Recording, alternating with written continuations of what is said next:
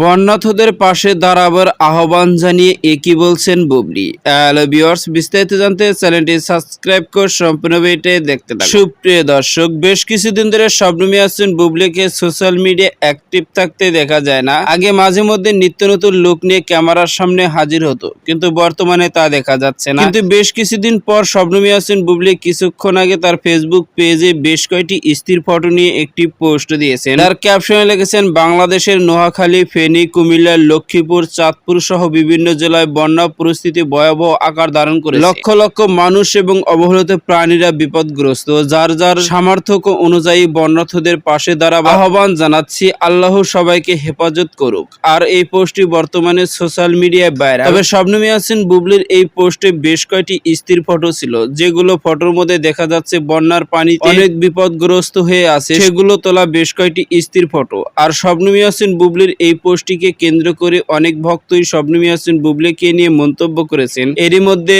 সাদিয়া ইসলাম নামে একজন লিখেছেন, আমিম হাসান ইমাম নামে একজন লিখেছেন, হে আল্লাহ, পানিবন্দী সকল মানুষকে তুমি হেফাজত করো, তুমি ভালোবাসিনি নামে একজন লিখেছেন, হ্যাশট্যাগ বুবলির সবার জন্য দোয়া রইল, আল্লাহ সবাইকে রক্ষা করুন। আর আপি, তুমিও সাবধানে থেকো, তুমি আমার প্রাণপ্রিয় আপি। জাহিদ হাসান ইমন নামে একজন লিখেছেন, এইরকম ভয়াবহ বন্যা আমি আর কখনো দেখি নাই।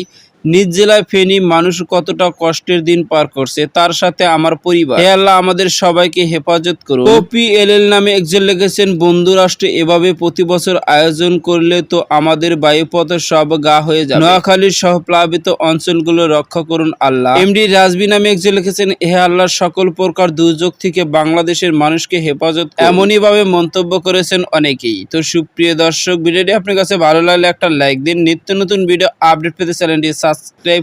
অসংখ্য ধন্যবাদ পুরো ভিডিওটি উপভোগ করার জন্য।